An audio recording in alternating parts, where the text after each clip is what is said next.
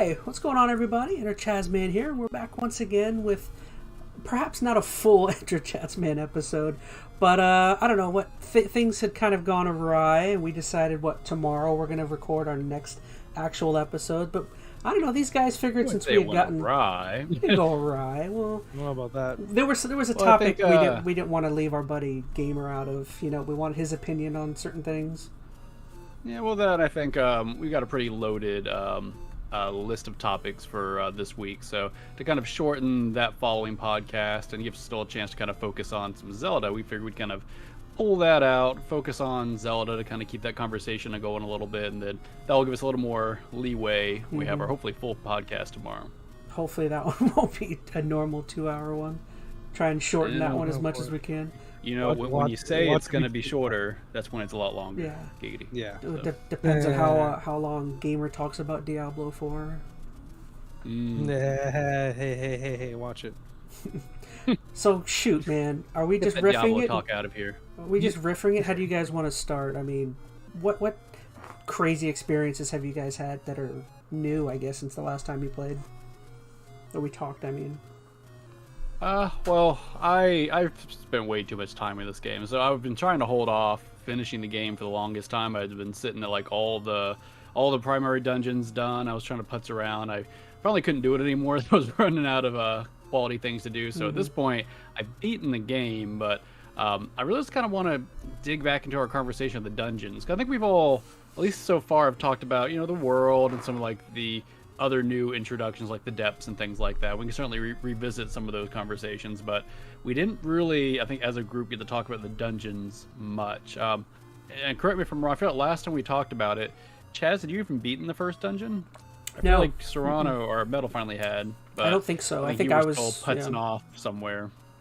Yeah. So I kind of want to revisit that at a bare minimum, kind of go from there. Okay. Which one? Do you want to talk about a specific one? I mean, or just... Well, I know me and Metal had got to talk a little bit about the Rito, quote-unquote first dungeon. Yeah, the Rito. I mean, I know there's no first dungeon. It's all based on the order of how you kind of approach things. But what were your opinions on the Rito dungeon, Chaz? Like, how'd you feel about it? Because I know you have probably the... what's a nice way to say I'm this? probably the most casual Zelda player. Yeah, you don't have quite as much in your catalog of completions and of other Zelda games. So he's the least experienced. Well, I'm comparative to other dungeons. Well, as you were gonna say, I am also, like, as he said, the least experienced in terms of like the more intricate Zelda dungeons. So, like, I don't know. I'm typically not a huge puzzle guy, so for the most part, I didn't really see a problem with a lot of the the mystical creatures and their, like, or to you guys, the crappy little divine beast dungeony things. So to me, those weren't really like that bad until I like went on to play something like Skyward Sword, where I'm like, oh yeah, compared to this, it's like I kind of see their perspective. But so far in here, I would say if we were to compare them more to the divine beast parts from Breath of the Wild, I would say these are like, they're not like super leveled up, but they're like a level above those, if that makes any sense. I really like the Rito one. I more particularly the ship aspect of it. Well, we said we're doing spoilers, so we're not afraid to give away what happens. We've all played the Rito, and if you guys are listening to this podcast, we probably will tread in some spoiler territory of the game. So if that is something you don't want to dive into, tread lightly. We'll try to preface things, but I think we're just kind of chatting about what we've seen, so be prepared. I mean, go figure. When you get to the end, there's like a mystical ship, and go figure. There's a big mighty creature in there that's creating the storm. That's kind of creating snow and whatever. I kind of liked that battle aspect, the end part, but I would say the part I enjoyed the most was the kind of the more flying, the aerial aspect. Kind of jumping along. So for me, that part was more fun than the actual. I don't know. I felt like the ship puzzles and that dungeon aspect, it was kind of simple. I think when you get to the Gerudo one, that one's a little more deep, maybe a little more interesting in terms of how it operates. But yeah, I feel like the Rito one was fun. Yeah, I think we talked about it too last time. Like, getting to the dungeons, I feel like in this game that's is more a step above what the last game did. Like whatever, and all of them I think do a pretty good job of this. Some better than others, but yeah, I thought the balancing between the flying, like Viking ships was pretty cool, and they do some similar things like getting to the Gerudo dungeon and stuff like that. Somebody may remind me because I don't recall this, because this is probably the biggest issue I have with kind of all the dungeons. They all have the exact same structure. You do the same 4 things or 5 things in some instances, and then you fight the boss. Like, and that is pretty much it. Very few exceptions. Some try to jazz it up some. The Divine Beasts, like, I don't remember how the Divine Beasts are really structured. I thought they were like pseudo-puzzly, like you had to like get past one element to get to the next part of the beast, get to the next beast. I don't think they were like, do A, B, C, D, be done. I could be wrong, but didn't they have like, wasn't there like an external quest to go on before you could access it? Like, wasn't there like, they would tell you to go do a quest that didn't pertain to the beast in particular, and then you would come back and then you would gain access to it or something, if I remember correctly. In a similar aspect, it was kind of how they're doing this game, how they give you like kind of a mini quest that leads to the dungeon.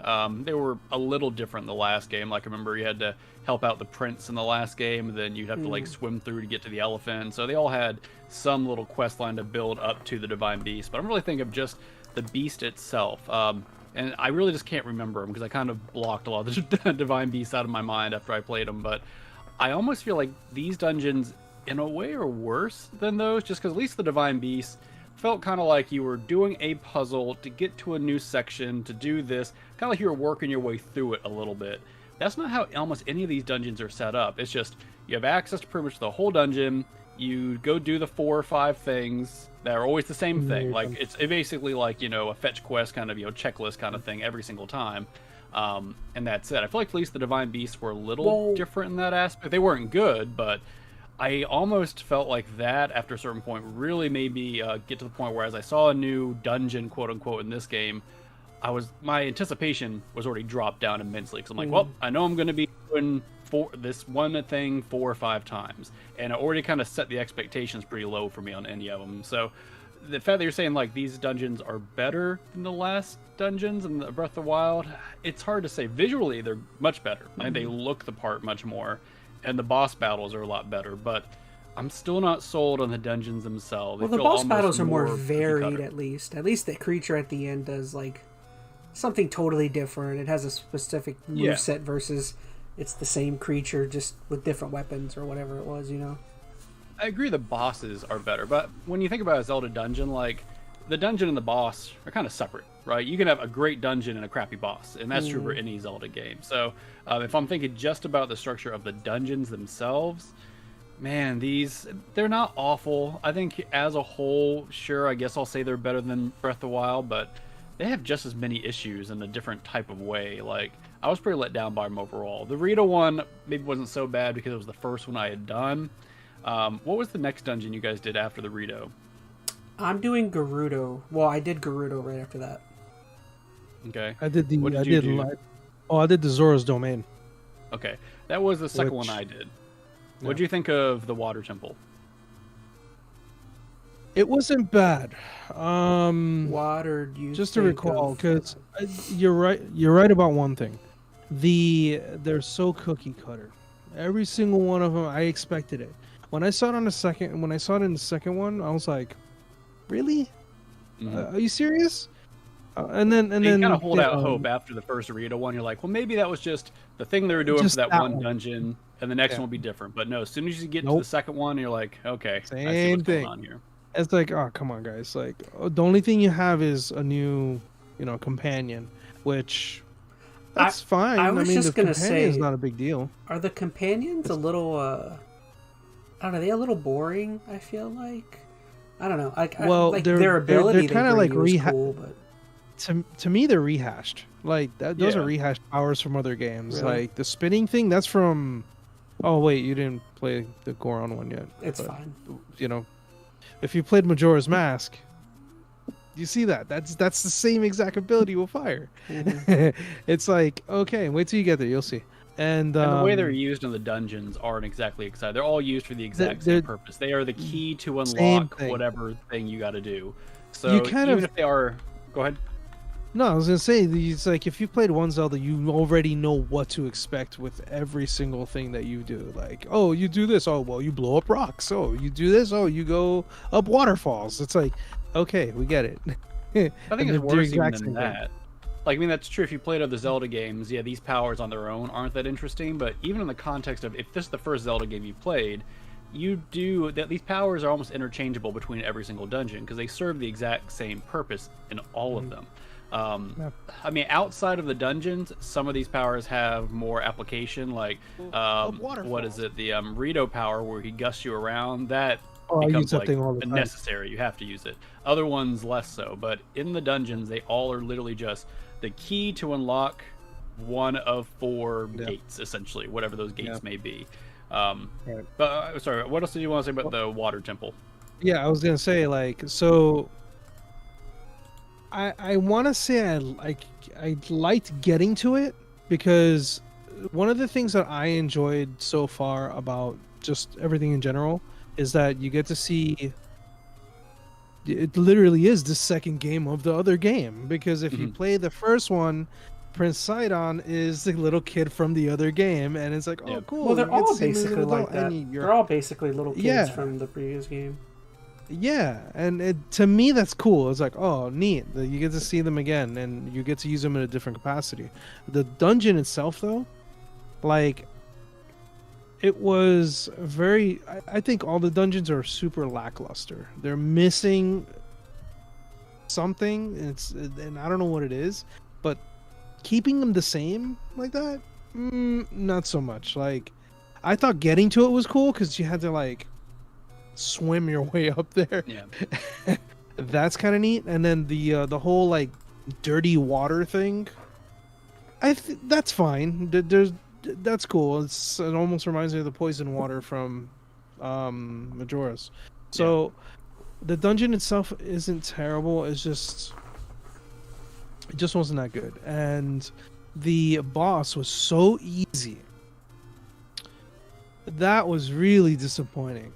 So to me, it's like, if you're gonna have a crappy dungeon, at least have a good boss. Yeah. And thinking about it, it was just, no. For me, and like you were talking about what's missing. I mean, to me, there's a couple of components. One is all of these dungeons are lacking any sense of progression through the dungeon. I think we talked about this a little bit last time, but it literally is, you have this open area, you can go any way you want, just do these 4 things in any order, but there's nothing, for very few exceptions, making you go through the dungeon in a certain order to give you some kind of progression. The combat is almost non-existent in these temples as well. You have like an enemy, and they don't ever pose a threat. It's literally like one of the little constructs. Donite. Yeah, constructs. Yeah. So I think the fact there's no combat challenge, no progression, no like mini bosses, there's nothing pulling you through these dungeons. They're just kind of these open little sandbox areas. For me, the water temple was the worst one. I think because it was the easiest, by all means. It felt the smallest, too. I think because it was like an open air kind of temple, like as soon as you start it, you see everything. Like, the scope of the whole thing just like shrinks down immensely because you're like, well, I see where that one is, I see where that one is, I see where that one is. And then it's just a matter of just kind of making a big lap, knocking him out, and getting back. Some of the other ones do a little better job, but I think the water temple did the worst. And the boss, I think the water temple was the worst as well. So that, for me, was the bottom of the barrel. Like, Rito's a step above that. Water is sitting down at the bottom. Well, the thing... Like, I think the waterway was more interesting than the freaking dungeon itself. Like, and I thought the waterway was... all of them is better. Yeah, like, you're going through that waterway, and you're like, I want that treasure chest. Where the hell do I get that? You know, like, I'm using Ascend. Yeah, like, you're using Ascend to try to, like, go to the next level, to try to do whatever. Your water goes lower and stuff. It's like, all right, cool. I see what they're doing with this. This is great. I hope this dungeon does the same. Nothing. None of it. None of it. And maybe I'm just reading it wrong. And maybe the way you're supposed to look at this is kind of put it all together. The way to the dungeon and the dungeon should be one kind of cohesive experience. But I never really feel like that. I mean, they feel like 2 completely different things. And the quote-unquote dungeon just always brings a very lackluster conclusion to that process. Because, how you get to the dungeon in just about every instance is pretty engaging for one way or the other. But the dungeon's just, man. What were you going to say, Chaz? No, I was going to say, what do you guys... Are you more disappointed in the... I guess in the intricacy and like... Are you more disappointed in the intricacy or how in depth the dungeons are, or are you more difficult, or are you more disappointed that they're not super difficult? Like, or is it a bit of both? You go ahead and field that one first, Metal. I'm pretty spoiled with a lot of the Zelda like dungeons. I really like a very good fleshed out dungeon with like many places to go, and they're locked. Like you need to find your way through all these things. Like I've ran into a few like sky areas that you have to like burn your way through things. Mhm. And I'm like, oh, that's interesting. And then I ran into like a sage's will, whatever the hell that is. I don't even know what that is yet. I just ran into I it. agree Like, with you. hey, I don't even know what the wisps are for yet in the underground. Oh, the pose? Yeah, whatever. Oh, you gotta go. Yeah, you gotta go to. Never mind. Anyway, Yeah, go to a so yeah, you gotta go to a thing. Mm. Go back to Lookout. You'll see. Well, can I just say the reason why I wanted Anyway. the reason why I wanted to ask that question in particular is because I feel like the answer for why that isn't is like, I mean, it's probably what you would think. I would think it's where the emphasis and the development time of the game is. I mean, I'm sure the open world aspects probably takes away maybe from I disagree. Really? I disagree. You think? I mean, I know what you're saying there. I mean, I Because think I mean, they only in have Breath so of the much Wild development 4? time. I mean, okay, I don't think this is a development time issue because, for one, we didn't even know this game was coming out on a certain date till 6 months beforehand. They could have pushed this off as long as they wanted to. I mean, I think their design goals of being an open world does affect how they do the dungeons. Not the fact, though, they didn't have enough time to do something with the dungeons, because there are other areas of this game that are incredibly intricate. They spent a lot of time and kind of did the levels a certain way. They chose to make these dungeons very kind of open format for a reason. I think the primary reason probably you're going to go because the sandbox stuff again. Yeah. well, not that. I mean, okay, so sandbox partially, but there's no guarantee you will tackle any one dungeon in any one way. So if they're trying to gauge things at a difficulty level, they don't want to make one dungeon far more complex than another. They want every dungeon to be as accessible as possible, which I guess don't makes love sense, that. but it makes sense. I feel like what's wrong with, like, I don't think they should make a dungeon like impossible for anybody to get through, but what's wrong with going up to a harder dungeon early on in the game and challenging yourself to try to get through a harder dungeon? Like, nothing should be like a straight up, wall where you cannot progress. Like, you should have the skill set to accomplish whatever. But if it's a little more complicated or a little trickier, that maybe exploring the world would help you in a little more, then you have an option, right? You can either go off and explore the world and get better and come back, or fight your way through and challenge yourself. I think this is the way where every dungeon is just very open level, kind of, you just go off, do these tiny small little puzzles. My bigger issue is not even so much the difficulty, but the complexity and progression. I've said that a few times, but when I think back to even dungeons in like Skyward Sword or something like that, a lot of those dungeons weren't really hard from a puzzle standpoint. Like, most of them, honestly, you spend a couple of minutes, you figure out the puzzle, but you felt like you were moving through this dungeon. It felt as intricate adventure, right? You're making your way through, conquering certain challenges, and when you get to the end, you feel like you've really accomplished something. I never felt like that on any of these dungeons. I did my grocery checklist as I was running through, and then I fought some boss, and it was done.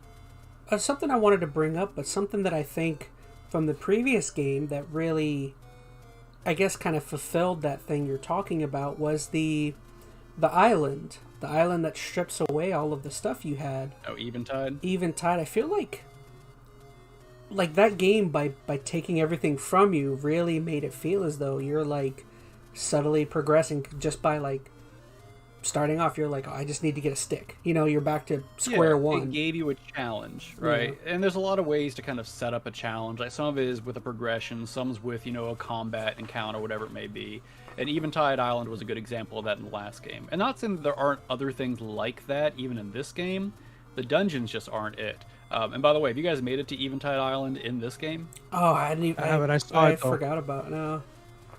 I have it on. I have it on my map. Does it just do the I'm same thing? Go. It's my no, guess. It doesn't. Oh. Okay, I won't spoil that one for you. Your face says it all. It's like, I don't know, man. It's different. I didn't think it would. I don't think it was better than what I kind of wish they would do. The same. Is thing, it kind of similar to the Yeah. like right now? I've been working my way through that labyrinth that's northern up in the snow. Yeah, I was gonna ask if you did that yet. There's a bunch of labyrinth. I haven't done it. There's a bunch of parts to tough. it, but it's like, I I don't feel like the way they've added on to it is all that interesting, in my opinion. Kind of similar to what you're talking about with Eventide. It's like, so you added in all these different levels, but like, it's all kind of the same. Nothing. Yeah. And I can't even get to the last part of it because I don't have enough stamina. So it's like, I don't know. I just wanted to bring that up because it reminds me of potions, man, elixirs, food. Yeah. Before you get through it. The labyrinths are another topic, but same kind of thing. Like, there isn't much of a challenge to those, really. And I guess this is my biggest issue with a lot of them. Like, so those labyrinths, there's 4 of them. I'm pretty sure there's 4 of them. There's 4? Once you've done one, I'm not doing all of them. You get them all. Once you've done one, though, they all are identical. There's nothing different about any of them. And I guess that's my big issue is, like, that's my issue with this game as a whole, kind of, is like, once you've experienced one example of a thing, one dungeon, one labyrinth, one whatever, you've kind of experienced everything that game has in that category. Like, there are certain examples where other dungeons might do things a little better or worse, but it's always the same type of dungeon, right? The labyrinths are straight up identical, pretty much. And there's a whole bunch of other situations like that, too. Stuff inside the depths. Once you've done one, you've done them all. So, I don't know. And that's true for any open world game where they're just kind of giving you a big sandbox and kind of your checklist of, hey, go in the world and do all these different things. Of course, making everything unique is, I won't say impossible, but maybe not their main focus. But you really feel it with stuff like the dungeons and labyrinths. I feel like they should be these very special things, and they don't feel that way after a certain point. I don't know. And I'm not saying that once again I haven't enjoyed the game. I put 100 hours into the game, so I've enjoyed my time with it, but I still feel there's a lot of room here to improve upon. I'm not sure if I want them to continue this particular direction, even though they said they already are. No, you're gonna buy the next one. Of course, and I'll enjoy it. The core gameplay is fun. The game is good. It's just I just don't feel like ultimately every Zelda is gonna be this for the next 20 years. I don't know, man. I mean, it's like you play it and you're just like, all right, cool, this is great. Come on, man, I want more. Like, there should be more stuff. It's just not. It's not. It's hard because there is more stuff, more unique stuff. And now, to be fair, there's a lot of quests that are very unique. There's a lot of little small side things. Like, that's where more the character is. Honestly, that's the best part of the game. The smaller things. The actual big Breath of the Wild things. was all about too. Breath of the Wild was the same way. Like, it's like, oh, cool, I got a golden horse. You know, like, I don't use horses. I don't care. You know, like, it's like, that's But that neat. was fun. Yeah, like that thing made no sense. I didn't have to sit there for 30 minutes waiting for the horse to stop moving, you know, and make a whole bunch of potions just to try to, like, you know, bring up my stealth. There like, is it's stuff like that like, you know, it makes the game a little bit better. But overall, I think the meat and potatoes should not be everything else. It should be the main dungeons. The story's good. Maybe it's maybe how you approach a Zelda game. Everybody has their own different take on what the big things are. Maybe it's just because I have played Zelda since it was, Ocarina was like the game, so everything's kind of compared to that, like the Ocarinas and the Twilights, which have a certain structure to them, a certain expectation. So this is so different, and not that I'm opposed to any of the new things they're adding with the open world, but they have lost those elements that the old games had, which some people might like. I'm a little sad by it. Did you guys say you both did the Gerudo Temple? I didn't do the Gerudo Temple, but I did the Goron Temple. You did Goron. Chaz, you did Gerudo. I did Gerudo. Gerudo was fun. I really enjoyed that whole section. There's a particular part before the dungeon that's pretty fun that takes place in Gerudo Town, which is from the previous game. The thing that happens there is really fun and kind of neat, I thought. Do you get cross-dresser Link again? No, you don't. No, How you sneak in those a little. That was so cool, man. Oh yeah, you have to sneak in again, huh? Yeah. Yeah. Yeah. Those are fun. At least they put that in perspective. I mean, you did that in the last one anyway. Yeah. I think we talked a little bit about the Gerudo one last time. I'd mentioned it uses light puzzles to kind of get through. Yeah. I remember. I liked that one better than both the water and the Rito one, because by nature, those light puzzles force you to have a little bit of progression. Like, you have to do one puzzle, so the light shines for the next puzzle. It's not for all of them, like all 4 or 5 things you have to hit, but a couple of them kind of build upon each other. So there was a little bit of progression there, without going into too much detail. So that bumped it up some.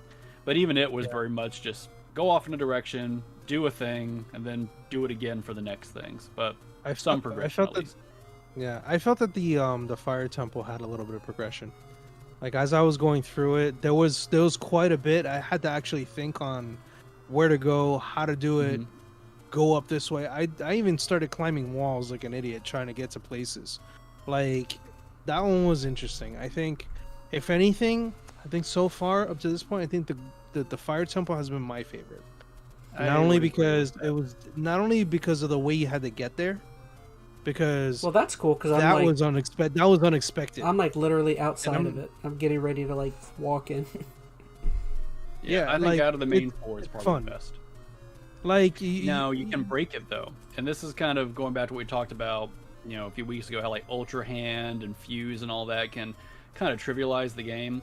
So I'm not going to go into details on how you get through the fire temple, but it's very much where you should have to do this first, then this second, this third. It has a very, very obvious progression to it, which I think is nice. And I went through the progression, but then I kind of messed around with it towards the end, and I built a hover bike, and that broke everything. Because then you just can go anywhere, and then it was just like the other dungeons. I was just ascending. I was like climbing crap, because if I fall, I did some dumb things. Like I would get on the mine cart, and then I would be like, oh oops, the rail's broken, fall, and then I would like glide over towards a wall, and I would start climbing, and I'm like, okay, I need to go over there, and I would just jump, and I would gust my way in that. The gust has been the best power in this game so far. Yeah, it's the most useful. Hands down, it's the most useful. And I would just be gusting all over the place. I don't know. I think the this one way, that way, up. I think the Goron one is something I really wish I would have had much earlier in the game. But you have the Goron one? You haven't beat the Fire Temple yet. Oh, but you're doing the build up to it. The build up to it, though. I mean, I'm guessing that's what you're going to end up getting is a ghost form. Breaking roll. What part are you in right now? Just out of curiosity. And you said you're outside of it, but where you're I'm outside underground. Of, like... I'm underground, and so you're in the depths already? There's a depths, and then I'm like right in front of me. There's like a mine cart system you can see, and there's a building. Yeah, he's already there. Yeah. There's like 2 light roots there. Yeah. Oh, there's like 4. Yeah, there's like a bunch. There's like a bunch there. Yeah, I didn't realize there were, so I did everything. I did a lot of it in the dark. It was pretty awesome. That works out because that's literally all I've been doing is doing the light routes first before I went up there. I don't. I'm dumb. Like I go running around in the dark with you my. You ran little... by the one that's literally right out the front door. You just skipped it. Well, no, I literally my last. It was fun. My last stream. That's all I did was I did like 3 or 4 of the light routes. Yeah. But yeah, I think the Fire Temple is probably the best one out of the main 4. Now, like I mentioned this last time. Now, the boss is different. I liked, I mean, it made me think a little bit of all the others. Yeah, it made me think a little bit more on how to utilize certain things and like try to beat it. So I guess compared to the water temple, this one hands down is my favorite. Like easily. I think it's the thing too. Like it's the best one out of those 4. But it's compared still not. To those 4. It's compared to those. I'm not. As soon as you put it up against like a dungeon and boss combo from a prior game, there's like no comparison for most of it. I mean, some of the designs are really cool, and I think the fire one overall is a decent enough battle that I don't think it's terrible by any means, but none of them I think are as good as most of the other battles in just about any other Zelda game. I agree. So I did want to ask. I completely agree. Gamer, have you gotten the Master Sword yet? This is something I did want to talk about. That's funny that you say that. No. Okay. Well, because there is like a. I have to go into, if I'm not mistaken, I think I might have to go into like the woods or something. But you don't have to. I just opened it up. I just opened it up. I finished the woods. I finished what is it? The forest. Yeah, the Lost Wood. There's about 3 ways to get the Master Sword. The woods is one route. Doing all the tiers will also give you a route to the sword. Well, I just got the tier that talked about, her receiving it. which is interesting to me. Giggity. I really wish you guys had done I'm the there. tiers. I don't want to spoil any of that, but honestly, if I want to talk about anything, the story is probably one of the best aspects of this game. Like, especially compared to Breath of the Wild, where the story was fine, fairly mid, not a whole lot to it. Yeah, this one there's a lot to it, and honestly, it's got some pretty touching moments towards the end of those tiers. That's why I asked him about the Master Sword, because there is a plot element there that, like, I have a feeling is gonna be like I can see it, but I'm like I kind of want to see where they go with that. Yeah. Knowing me, I'm gonna probably get the tiers anyway, like first before I hit anything else, because I'm so close to getting them all that I just want to get them. So I would do the tiers and try to get the sword. Like I've been wanting the sword for a while. The sword isn't anything special. No, it's just like it was in the last game. It won't be a primary weapon. It doesn't change the game for you, but it does when you get it add some story. So yeah, I feel like every time I help the Hyrulean like army, I feel sad because it's like, oh, you're supposed to have a sword and you don't have it, and it's like not that there's anything wrong with it. It's like, but I miss my sword. Like just rub it in. Yeah, it's like. It kind of tells you, it's like, hey, you should have your sword by now. Like, what are you doing? Like, thanks, I appreciate it. Oh, by the way, speaking of which, how do you guys feel about those raids? Oh, I like those. Things. Those are some of my favorite stronghold things. Those are some of my favorite things to do. They're fun. They're real simplistic, but they're fun. They're just fine. Like, I hate them. I die so much because of stupid crap. Like, you get one like blue moblin that comes out of nowhere and just like bashes you and the donkey punches you in the back of the head and you're dead. There was one that was just like too many bombs, so it's pretty straightforward. There was one that was pretty difficult for me. There was one on a ship. Now I'm gonna.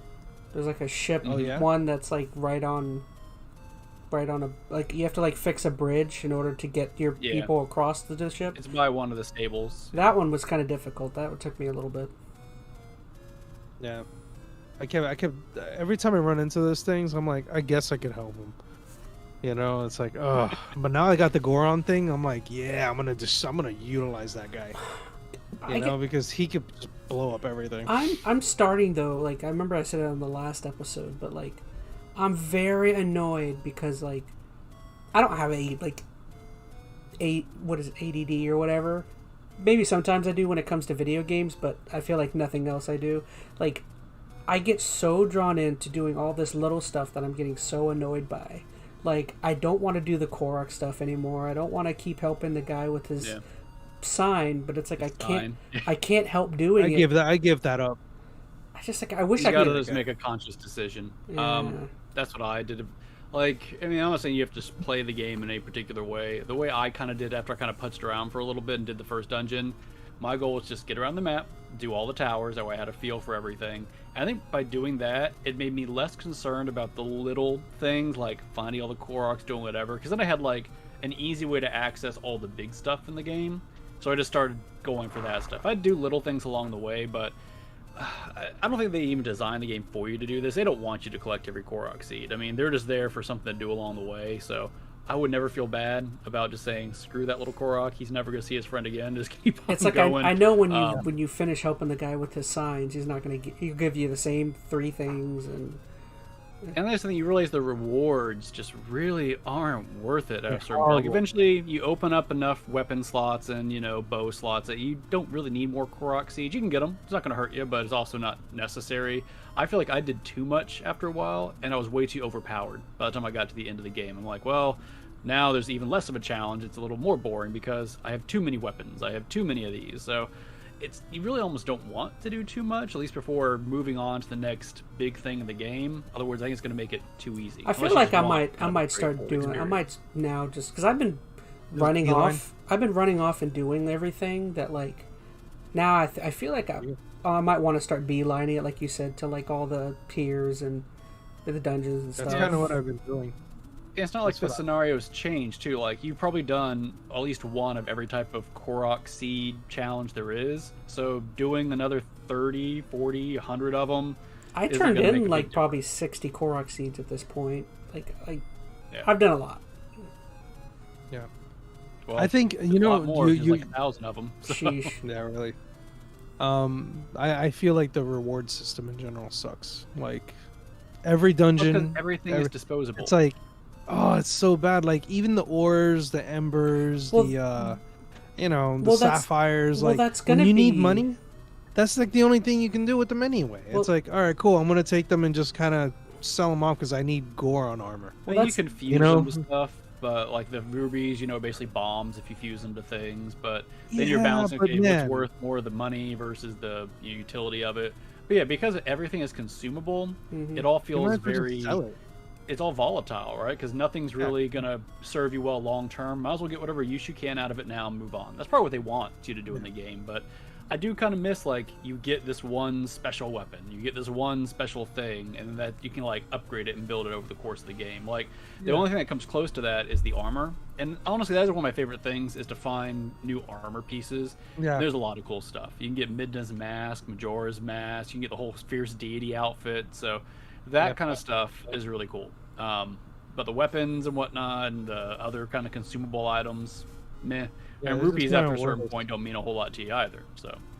Well, I mean, after you get what you need for the dungeons, that's pretty much it. Like, you just buying more arrows after that. Yeah, that's the only thing I've been using it for. It's just buying arrows because I keep running out of arrows like a jerk. And that reminds me, how many arrows I went through. Another thing, gamer, you haven't done the forest yet? Anything that has to do with that? I just opened it up today. I actually spent a lot of time this morning playing. I won't ruin it. There's a cool. I'm gonna go through it. Yeah. It's just I saw how big it was, and I'm like, giggity. And then I'm like, let me just. I went to the depths first because I accidentally went into the depths from Elden Mountains. Like I got one of the towers in the middle, and I was like, oh, that's cool. And I just like kind of bounced. And I was like, what's that? And then I stepped on a stone, and the stone broke down and it fell. Yeah. And I'm like, oh crap! And it was a scribe, and I realized, oh man, that's kind of necessary. So I fell with it, and I just kind of went down. So I will say I had to look up spoilers for how to start the forest thing because I was very confused. I don't want to ruin it. Like how to get into the forest? Yeah. I was like trying to figure out what to do, and of course the one thing that's the fun part.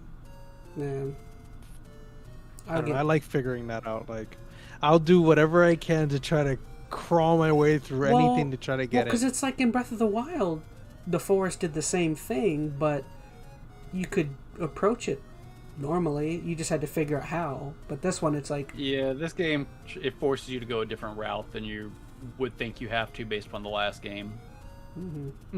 But the forest has a cool conclusion, so you'll have fun with that, I think. I'll do that at some point. I just want to get the rest of those tiers. Yeah. I'm trying to think if there's anything else we haven't talked about. We talked about the dungeons. We talked about the labyrinths a little bit. There is another dungeon after you finish the main 4. I won't go into specifics there. That one I think is pretty good, but you guys will see when I do want to go to the plateau as well and see what... Yeah, you should check out the Great Plateau. There's some fun stuff there. I'm assuming there's maybe some callbacks to the previous game, seeing as how that's where you start off. Yeah, there's some stuff that happens with the depths there you want to kind of check out without going too far, but yeah, I would check out the Great Plateau and what's underneath it. I was kind of bummed in the depths when I got to the very north part, and there's a big giant statue of a thing, and I climbed all the way to the top of it, and there was nothing. That was kind of... Yeah. The depths, just like with anything else, it feels a little barren after a while. Like there's a big giant statue of a creature, and I climbed up, and you get to the top, and I'm like... There was nothing to it. Nothing. I was like... Yeah. Really? There's no Koroks. I mean, that's the one thing, like, you would think that they would put the Koroks down there, too. Oh, like, at least, like... too much. No, I'm saying, like, those little jerks in the dark. Yeah, why not? You see little stupid things that Sparkles. They float around. Yeah. Those stupid sparkle leaves. I do like all the parallels that the depths has with the top. Like, not only like the topography inverted, but where there's a light route, there's typically a shrine somewhere close by on the main level, and like where there's like a spring, there's usually like a fairy thing above it. So like I think the way they kind of set up and laid out the depths is pretty cool. But I don't know. Once you've kind of run through most of it, it feels a little barren too. Do you completely clear out the entire depths when you're done? Because now I'm just like, do I want to finish everything in the depths? You don't. You don't? I mean, when we say clear it out, what do you mean? Do you get rid of all the creatures and the gunk and everything? Well, you can't get rid of all the creatures because of the blood. Like, no matter how many enemies you kill, they always come back. Now, you can get rid of most of the darkness. If you do every light route, it lights up everything. But you don't really need to. The game doesn't really reward you for doing so. I mean, the big thing in the depths, there is a... what's the Yiga master name? Master Koga? What is it? No. Koga. Is it Koga? Okay. So his whole quest line's underneath there. So that's probably the biggest thing to do in the depths. And then special armor pieces. I think most of them are down there. Beyond that, there's not a whole lot really of need to go into the depths for. Why wasn't there a depths in the previous game? Why wasn't there? Yeah. Because they hadn't thought of it yet. I don't know. Yeah, I didn't think about it. I don't know. Well, here's the thing. Like, I'm sure it took a huge Or I guess they would argue develop. it's a different timeline, so it's just like, oh, it's different. No, I don't think it's that. It's going afterwards. I think that's more of a development thing. Like, you gotta think, they had to develop the whole mainland Hyrule. That was their first big goal, which that was probably a huge undertaking. That probably took them 5, 6, 7 years. When they did Tears of the Kingdom, that was already done. They just had to tweak it up, so they had a lot more time to create this underground. I think you're thinking from like a lore canonical kind of side, like why it wasn't there. I'm being annoying. I doubt they thought of it, to be honest, or they just didn't think they could develop it successfully in time. So I don't know. I think that's fine. I mean, they look like they spent a ridiculous amount of time in those depths. Like, no joke. Like, there's a lot going on. I mean, you would think that doesn't seem, There's a lot going on. Like, exactly like Hyrule, but it's not. There's a lot of highs and lows. There's a lot of rocks. They placed everything everywhere. Like, there's root systems that go all over the place. Like, and you can't get past a certain area. I've ran into an obelisk, and I was like, "What the hell is this?" And then I realized you can ascend to the freaking top of the mountain. And I was like, "Hey!" I was like, "There's a way out of here." Like, if I really wanted to do it, I can find a way out. And I found it. I was like, that's awesome. Like, at least that, like, there's a lot in the depths, but there's also not a lot in the depths. And I was just going to say that. There's a lot there, but there's not a lot there. Yeah, they constructed it in a way that makes sense. It's a huge place. They spent a lot, you can tell a lot of time went into making sure certain things were placed the correct way and the topography was done up. Like, I don't want to say there's not a lot, meaning that a lot of development time didn't get put into it, because obviously it did. But when you look at it objectively for how many different things you can actually do in the area, there's not that many, right? The depths, you've got the Yiga holdouts, you've got some mines, the fire temple, the temple, light routes, and some like little chests and stuff. Like, there's probably some other hidden stuff in there too, some one-off things, but it seems like it was more for Yeah, there's a lot of the boss battles like Style Noxus and stuff down there, which is I haven't fought it. You probably, I don't know, well, maybe you haven't seen it yet. All the old boss you fight up in the dungeons, you can fight them all again underneath in the depths. So you can go back between all of them again, multiple times in multiple places, which is kind of cool. Also makes them feel a little less unique after a while, but I did notice also they're also corrupted, right? Huh? They're also corrupted. Yeah. I mean, I did notice the dragons go down there too, like the ones you just see floating around. I shot one earlier. I saw a fire one, and I shot him, and he gave me a nice fire scale. It's like, you can use them for upgrade stuff for some of your armor. There's also, I thought was kind of fun. There was down in the depths near the fire temple. There was a Colosseum that was kind of fun to do. That's right. There's quite a few of those, actually, and usually they all give you a special armor piece if you complete them. There was one that had like a line of bananas leading into it. That was kind of fun. You got a bunch of bananas out of that one. Well, shoot, man. Anything else? I eventually want to talk about the end game, like the final Ganon battle. But next episode, I will definitely prioritize. We can wait on that. Yeah, next episode, I'll definitely prioritize all that. Yeah, I'm gonna definitely beeline it. I'm not far. I just spend so much time doing other stuff. Yeah, it doesn't take you long to kind of beeline to the end, but you got to really focus on knocking that last stuff out. And I'll be honest, I'll go Like I want to get there just for the next episode, anyways. But honestly, I feel like I don't know. I feel like I've done enough with Zelda. Like where I'm at the point where I'm like, all right, I just want to kind of move on anyway. Especially with Final Fantasy around the corner. Yeah, I will. I'm wondering. Go ahead. I was gonna say, I'm wondering how their DLC is gonna be. Oh, for Zelda. Yeah. We'll see what happens. I'll tell you, if it's anything like the last DLC, the champion stuff, I'll probably skip it. Because here's the thing, and I mentioned this, I think off stream. This is one of those games, like with the last game, is once you beat Ganon, because there's no post anything in the game. Like, you don't get to play after the end credits. It just brings you back to right before the final battle. Once you beat Ganon, you beat the game. And for me, now it's really hard to say go back and clean up side quests and stuff. And people are different about that. They're not going to feel the same way, but I'm far less inclined that knowing I don't need any extra resources or anything else to get to the end challenge because I've already beaten it. So any DLC they add, I'd have the same kind of issue with it because I've already beaten the game. It's not adding to my progression. That's just a thing for me. People are very different about how they like their DLC, but for me, I very much am one who likes DLC like that as post-game kind of stuff. I like there to be some post-game where, and even in this game they could have.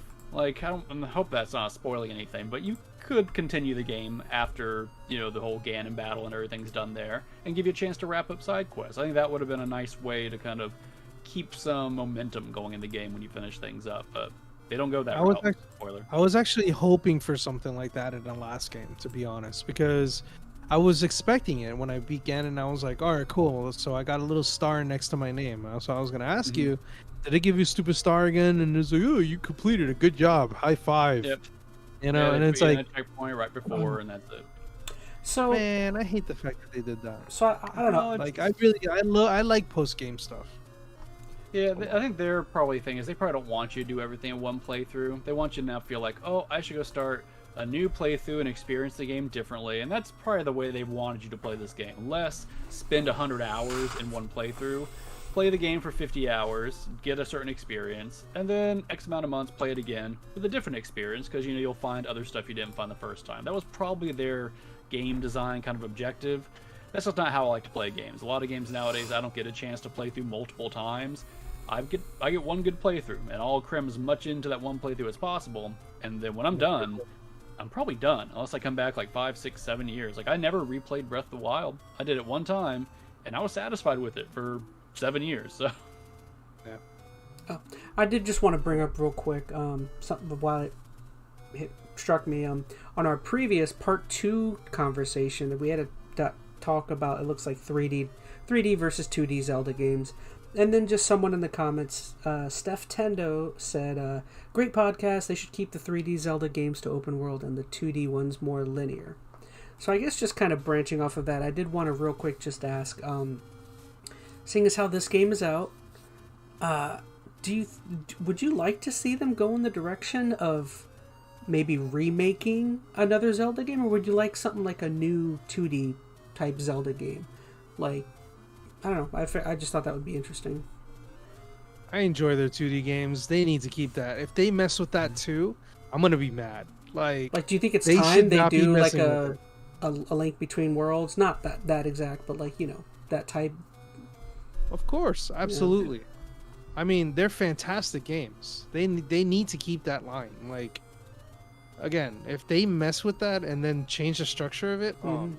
Because A Link Between Worlds has been a while now, right? That's got to be... Gosh, is that like a 10-year-old game at this point? That's like what, 6, 7 years now? I don't know if it's quite 10. It was a few years for Breath of the Wild, so it's probably getting close, but say 8. Yeah. I hope they don't change too much about the 2D formula. The thing I liked about Link Between Worlds is they kind of made it open. I feel like that was one you could get your item in any order, mostly any order, and go around. Yeah, because you had Robbie. So you want to know when it came out? You had to buy your items. Or borrow your items until... Yeah. So A Link Between... That was a nice way. Here's what I think... I'm sorry, Chaz. I know I'm probably messing with you. You're going to give us the date? Yeah. I was just going to say it came out November 2013. So we're approaching 10 years. Oh, yeah. Wow. Doesn't feel like it.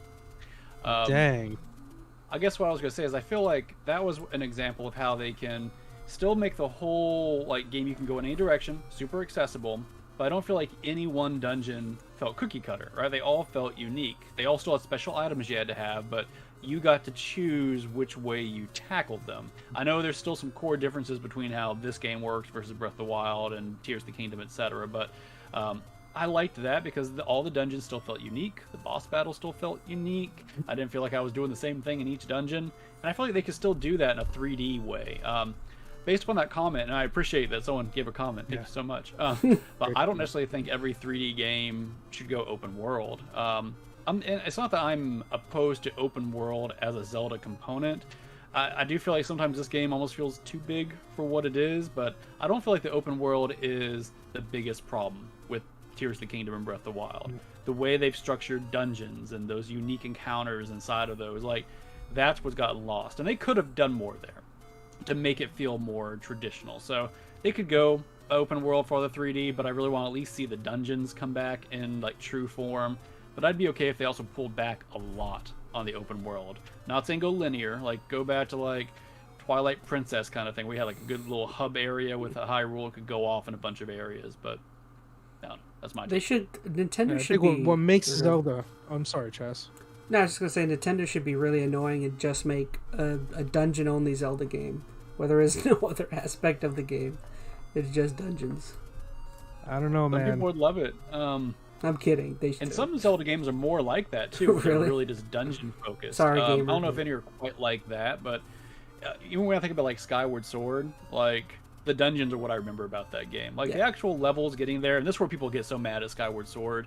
They are super linear. Not that there aren't things happening in the little mini hub worlds you go between, but those were never the highlights for me. It was always the overarching story and those dungeons. Like I love the dungeons in Skyward Sword. So some people would love like an all dungeon like Zelda, but I don't know. I still feel like there's a better balance between there. This is not my perfect Zelda, Tears of the Kingdom. I know people are already claiming this is their best game, favorite game of all time kind of thing, and more power to them. I still miss some traditional Zelda elements. So. We're sorry, gamer. I interrupted your thought before. I forgot what I was about to say. Oh, great. Sorry, But I can. It's all good. No, but I think for 3D Zelda games, I don't mind the open world aspect. It's just what makes a Zelda game is those elements in particular that you're saying, Phoenix, and that's what makes it a Zelda game for me, in my opinion. And that's what always draws me back to like Majora's Mask or Twilight Princess. You know, those games were so good, and even Wind Waker. Wind Waker was really good, and in the way that was, I for lack of a better term, that was kind of open because you had to do all kinds of stuff. You do whatever you want. You can go find Triforce pieces, and it's like, yeah, that was the tedious part of the game. But then once you get them, you're like, the reward is there. You're like, yes, let's do this. Like, you get to go fight Ganon. You get to do whatever you want. It's like that in a more grander scale would be great. I mean, somewhere in between. Yeah, like I'd be okay with another one of those. I'd be like, you know what? If you guys went back in that direction, I'd be okay with it. You know, but I know they took that and made it 2D. So that's something I fear too a little bit because Nintendo, to my knowledge, has already come up and said that Breath of the Wild is the framework moving forward for a while. So whatever the third game is going to be built upon that. Now, I'm curious if it's going to be like a straight up like another sequel to Breath of the Wild, like same style, same Link, same everything. Well, that's why I brought up the 2D question because like. Oh, that's why I was like, would you guys want to see a 2D game not attached to this franchise? You know, I mean, I don't know.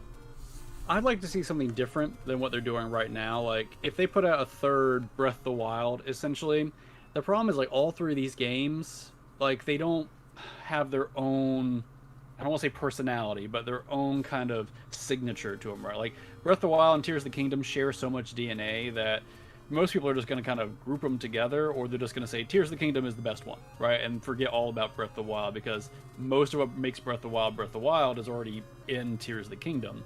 So if they do a third game, is that just going to happen again? And then those two games just get sucked up into the third game as far as kind of like the cohesive, I don't know. I like to look at each Zelda game individual. Like, I remember things from this game because of this, and because of this game because of this.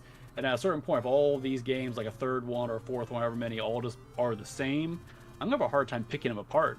Like, I'm already having a few issues trying to remember what I did versus Breath of the Wild versus Tears of the Kingdom versus Breath of the Wild 3 versus whatever. Like, I don't know. I don't like that feeling they're all just kind of hodgepodge together. Well, I actually think my opinion on this game, not even compared to old Zelda games, compared to just even Breath of the Wild, I feel like I'm starting to have a more favorable outlook on Breath of the Wild versus this one, simply because of many of, like, I mean, we mentioned it, but a lot of the repetitive aspects of this game, I don't know, I felt like, looking back on Breath of the Wild, at least, like, that game felt less repetitive.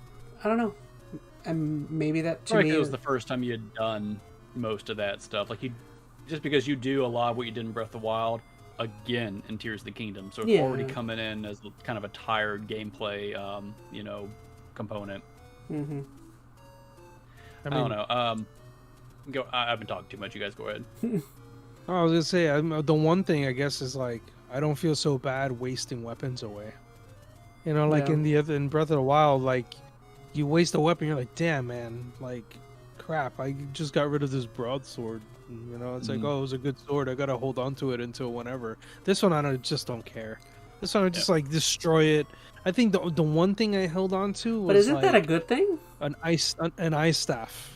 Isn't that all? It's because I used it to freeze. Like I use it to freeze things, or just enemies from trying to slaughter me. This little bink, and it's like done. It's like, sweet. Let me just wreck them really quick, you know. But I was just gonna say, like you view that as a negative, where I would say that almost might be a positive in terms of the actual gameplay, because it puts more of an emphasis on you being more careful and being more choosy with your weapons versus, like, Tears of the Kingdom, where you can just replicate whatever you had pretty easily. Like, I don't know.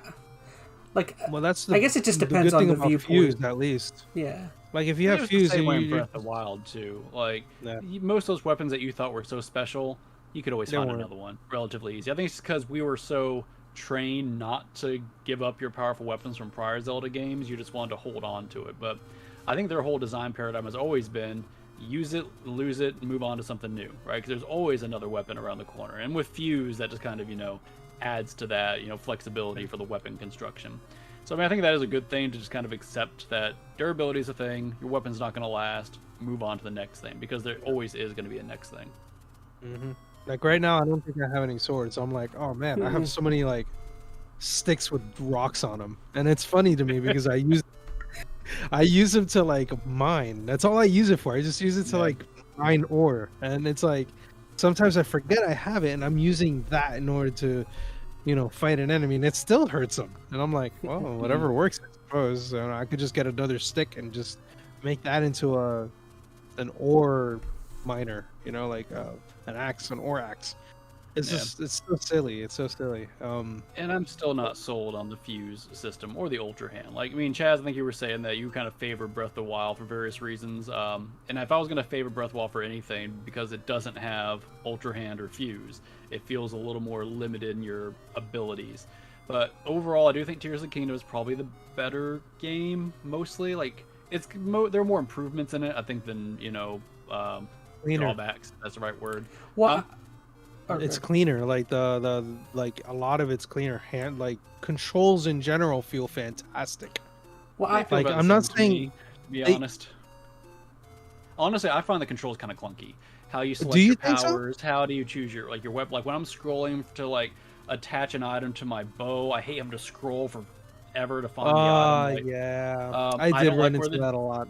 I don't like where the jump button is. I know you can move it, but that messes up your, like, I think the controls are kind of wonky, to be honest. Like, I got used to them. They're the same as it was in Breath of the Wild, but I don't think they're good controls. They're serviceable at best. So that's a good point. I completely forgot about that. So can I just, I don't know, kind of... No. No, you cannot talk. Can I put You're going to sit in the back while we just talk. I just want to say, like, I will hold to that opinion that gameplay-wise and the open world and all that, I think I'm starting to favor Breath of the Wild. But I will say where I think Tears of the Kingdom is probably going to pull out is probably the narrative. Like, I do feel like it is awesome anytime you unlock a new memory and all sorts of stuff like that. So that, and I feel like in it's Breath of the more Wild, accessible too. Breath of the Wild, I feel like that's where that game was lacking, was more the narrative. Yeah. Well, the thing is that you had to find a picture. Yeah. Like my biggest problem with Breath of the Wild is that damn picture. Like you find a picture, you got like, I have to look at that exact spot. Where the hell is that in this massive world? Are you serious right now? Yeah, Like and that even was then, my when you found issue. them, the memories weren't as They weren't that good. poignant. Like they were. No, I won't say they weren't good. I like seriously. I like subtle storytelling. So I mean, I liked the small moments that Link and Zelda would have to give their backstory. Nothing bad about that, but the whole adventures didn't feel real grandiose, and the narrative or the memories didn't add a lot of context there. Like you knew the story without any of those memories, right? There was no like little story beats you were missing out on. If you don't do the tiers and Tears of the Kingdom, you're missing out on some major story components. Not all of them, but a lot of them. So they're just much richer. There's a lot more narrative given there. So yes, the story head and shoulders is better in Tears of the Kingdom, and that will probably be what edges it out for me. I do think the ending's better without going into too much detail. And I guess I'll say the quote-unquote dungeons are better than Divine Beasts. I'm not 100% on that yet, but based upon like a couple of the extra dungeons you guys will get to, I guess I'm fairly safe in saying that I think Tears of the Kingdom is the better game. But I think my biggest issue is that the mechanics that a lot of people are loving right now for the sandbox aspect, the fuse and the Ultra Hand, I feel like mess with the core Zelda-ness of the game. Like they make it too flexible. It's too easy to cheese dungeons now. It's too easy to cheese combat encounters. It's actually too easy to explore when you start fusing and ultra handing crazy vehicles and whatnot. It's fun. Don't get me wrong. Like I made a couple of mechs and kind of took down a stronghold or two, and that was neat. But just the idea of doing that, and once you realize how effective some of these things are, it trivializes the game. I'll tell you, I was exploring the depths pretty much on foot for the longest time, and like that was exciting because I was taking it one chunk at a time. And then I realized how to create the hover bike, and I put the giant, the bright shard light headlight on the front, and I just zoomed around the entire depths, got all the light routes. I was done in a few hours. Like it trivialized the game for me. So I think that's the biggest issue for you to, I think, at least for me, to really enjoy Tears of the Kingdom like a more authentic Zelda game. I've got to really restrict myself on how I play it. Not use Ultra Hand much, not use Fuse certain ways, and play it as traditional as possible, which I don't know if I love that concept. I don't know. You're nerfing yourself at that point. It's like, And the game is already offering you. Yeah, like, I'm typically one for, I like to use whatever the game has. It's a gameplay mechanic, right? I should be able to use it. To think that I need to restrict myself from using it to enjoy the game more just rubs me wrong a little bit, but I don't know. I mean, you can always do hard mode. Yeah, but I mean, that's not going to make it hard in the right way. Honestly, if I do hard mode, what that's going to make me want to do is really double down on Ultra Hand and stuff, because that's going to be the most effective way to get through stuff, right? Build the crazy contraptions so you can get through a stronghold more efficiently, or at least more consistently. I don't know. But those are kind of self-imposed limitations you'd have to give yourself. Some people will love it, though. Like, they want Zelda to be a big sandbox game. I kind of wish that could have been something else. Like, some other IP was their big sandbox. I feel like now, because people have fallen in love with the sandbox so much, Zelda is just kind of stuck with it. And that's going to be what they carry forth for a while. That's where they should have... like pigeonholed. That's where they should have gone with Pokemon. Use all your Pokemon again. Yeah. What? They're gonna put Pokemon in a Zelda game now?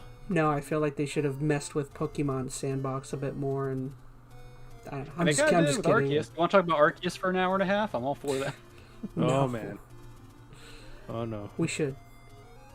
We did a retrospective on Breath of the Wild. Maybe we should on Arceus eventually. Maybe one day.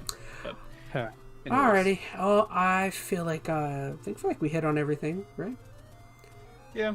Well, we'll have to have one more talk when you guys have beat the game to kind of final thoughts and final opinions. Yeah. But I think we've covered the scope of what this game is really offering, the gameplay, and just to bring it back. And I know I've said this disclaimer a few times. The game is good. This is not a bad game. I'm not going to argue anybody who says this is a 10 out of 10, a masterpiece, because the craftsmanship that's gone into this game is superb, right? This is an excellent game. People are loving it.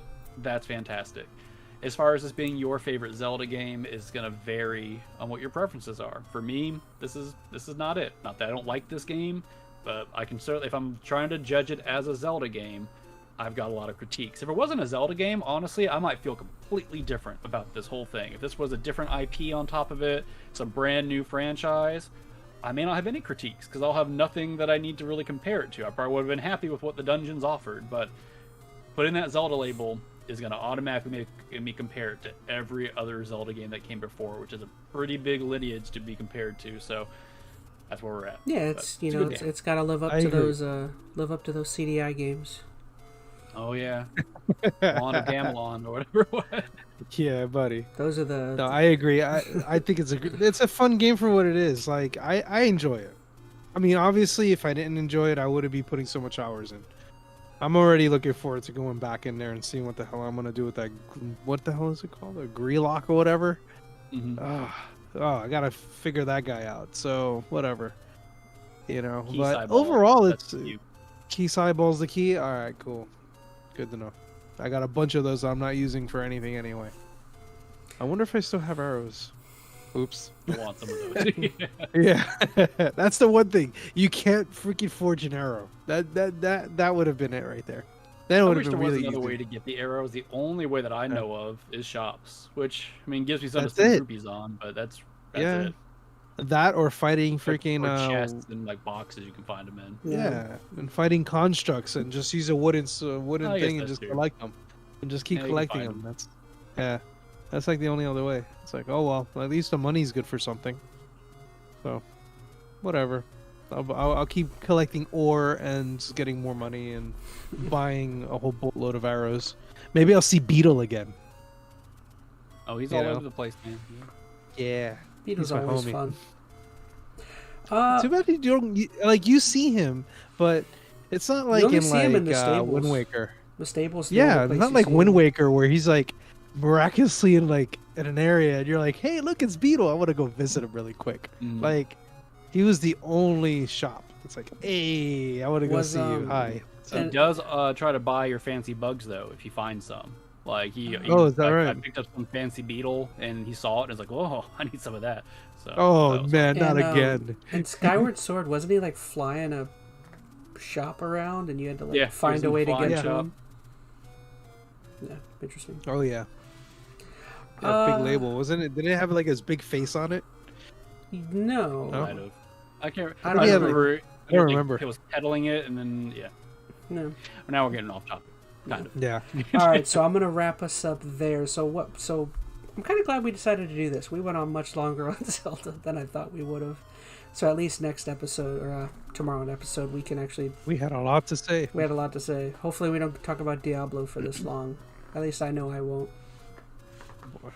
I mean, I've been playing, but you know, long story short, I'm still only like 20 something. That's what I'm. So that's what I still am. I still got a long way to go. I'm like level I'm 20. nowhere near that. Yeah. I played a little, No. but Oh, All that's right, a topic for a different. Yeah, guys, I think it's fair to say hopefully episode 4 is our next full, end of our Zelda talk. I feel like because I'm definitely gonna make sure I knock out the story and all the tiers by then. Yeah, I'll definitely do it by then too. Yeah. Oh, And show. tomorrow we'll get to talk. I'll bring up what's a game that got it announced? What was it? Dungeons of Hinterberg. That looked like a yeah, like a that looks Zelda pretty like. good. We'll talk about that And tomorrow. maybe that's the all dungeons game, all dungeon Zelda. I thought I would bring it up because it even What? has dungeons in the name and it like everything Yeah. looks dungeony or Zelda-y in that one. Yeah, And that then looks before good. you That know looks it, before you know it, it's because it's a Souls-like game. No, it's like a Zelda DMC game. It's like hack and Yeah, slash. and Yeah. And then it's Souls-like at the end, really hard for no reason. No, well, And could be. And then Chaz is gonna be like, I hate this game forever. I'm just gonna play one dungeon and call it a day. I thought about playing that demo for what was it, Liza P. They released the demo, and I'm like, do I want to stream the demo? I'm like, could I get past the demo? I don't know.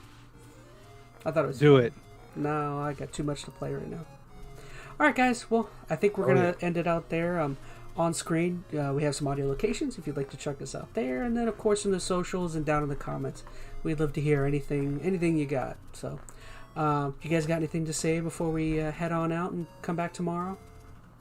Nope, I'm good. Got to rest up for our 4-hour conversation tomorrow. So.